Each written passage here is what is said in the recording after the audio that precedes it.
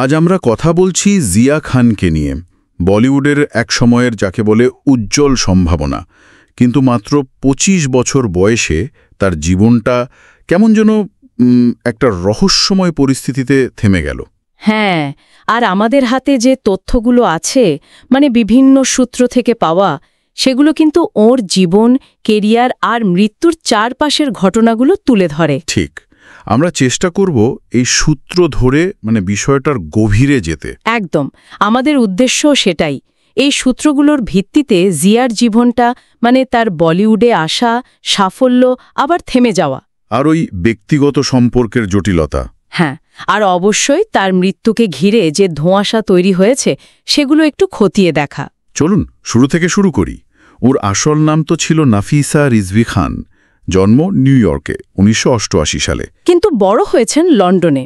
আর একটা জিনিস দেখুন, ওর শৈশবে বাবার অনুপস্থিতি, আর মা রাবিয়া আমিন, উনিও তো অভিনেত্রী ছিলেন। হ্যাঁ, প্রাক্তন অভিনেত্রী। তো এই দুটো বিষয় সূত্রগুলো বলছে এগুলো বেশ গুরুত্বপূর্ণ ছিল ওর জীবনে। মায়ের প্রভাব তো ছিলই। আচ্ছা, তবে শুধু মায়ের প্রভাব না, ওর নিজেরও তো শিল্প, সাহিত্য, অপেরার দিকে বেশ ঝোঁক ছিল। হ্যাঁ, সেটা ঠিক। আর মাত্র ১৬ বছর বয়সে অভিনেত্রী হওয়ার সিদ্ধান্ত নেওয়া, এটা কিন্তু ওর চরিত্রের একটা দৃঢ় দিকও দেখায়, তাই না? কিছু সূত্রে এমন ইঙ্গিতও আছে। অবশ্যই। আর বলিউডে এন্ট্রিটাও তো বেশ অন্যরকম ছিল। প্রথম ছবি নিঃশব্দ ২০০৭-এ, অমিতাভ বচ্চনের বিপরীতে। বেশ বিতর্কিত একটা চরিত্র ছিল সেটা। ছবিটা হয়তো সেভাবে চলেনি, কিন্তু তথ্য বলছে জিয়ার অভিনয় কিন্তু সবার নজরে এসেছিল। একদম, এটা কিন্তু কম সাহসের কথা নয়, শুরুতে এরকম একটা চরিত্র করা। ঠিক, আর তার ঠিক পরেই তো গজনী, আমির খানের সাথে। হ্যাঁ, ২০০৮, ওটা তো ব্লকবাস্টার ছিল। তারপর ২০১০-এ হাউসফুল, খুব দ্রুত একটা পরিচিতি তৈরি হচ্ছিল। মনে হচ্ছিল যে লম্বা দৌড়ের জন্য তৈরি হচ্ছেন, কিন্তু এখানেই গল্পটা একটু মোড় নেয়, তাই না? হ্যাঁ, ঠিক এখানেই। কারণ সূত্রগুলো থেকে একটা জিনিস বেশ স্পষ্ট হয়, এই সাফল্যের ধারাটা যেন টেকেনি, কাজ কমে আসতে শুরু করে। কেন? কারণ হিসাবে কিছু সূত্রে বলা হচ্ছে অস্পষ্ট বক্তা স্বভাবের কথা, আবার ইন্ডাস্ট্রির ভেতরের যে রাজনীতি। হ্যাঁ, সেই সব সমীকরণ, এই কারণগুলো উঠে এসেছে। আর ঠিক এই সময়ে সুরজ পাঞ্চোরির সাথে ওর সম্পর্কের শুরু। আচ্ছা, এবং এই সম্পর্কটাই পরবর্তীকালে বিতর্কের একেবারে কেন্দ্রে চলে আসে।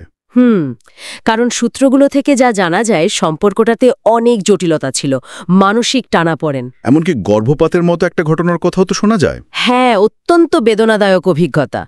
আর এগুলো যে জিয়ার মানসিক অবস্থার উপর গভীর প্রভাব ফেলেছিল তা তো বলাই বাহুল্য। আর তারপরেই তো সেই মর্মান্তিক দিনটা, ৩ জুন ২০১৩। জুহুর ফ্ল্যাটে ওর ঝুলন্ত দেহ পাওয়া যায়, বয়স মাত্র ২৫।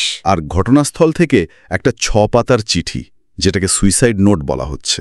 হ্যাঁ, এবং সেই চিঠিতেই সূত্র অনুযায়ী সম্পর্কের এই টানাপড়েন, গর্ভপাত, মানসিক যন্ত্রণা, এসব কিছুর জন্য সুরজ পাঞ্চোলির দিকেই অভিযোগের ইঙ্গিত ছিল। আর সেটার ভিত্তিতেই তোর মা মামলা করেন, সুরজকে গ্রেফতারও করা হয়েছিল। যদিও পরে উনি জামিন পেয়ে যান, কিন্তু প্রশ্নগুলো এখানেই শেষ হয় না, বরং আরও জোরালো হয়, তাই না? একদম। সূত্রগুলো যদি খুঁটিয়ে দেখা যায়, অনেক কিছুই কেমন যেন ধোঁয়াশা মনে হয়। যেমন, এটা কি সত্যি আত্মহত্যা ছিল, নাকি এর পেছনে অন্য কিছু? এই প্রশ্নটা তো উঠছেই। তারপর ধরুন, ফোন থেকে মেসেজ ডিলিট হয়ে যাওয়ার অভিযোগ, সিসিটিভি ফুটেজ বা কল রেকর্ডের মতো গুরুত্বপূর্ণ প্রমাণ, সেগুলো পাওয়া যায়নি। এই বিষয়গুলো কিন্তু ঘটনাটাকে আরও অনেক বেশি জটিল করে তুলেছে। এই অস্পষ্টতাগুলোই তো আসলে মূল রহস্য।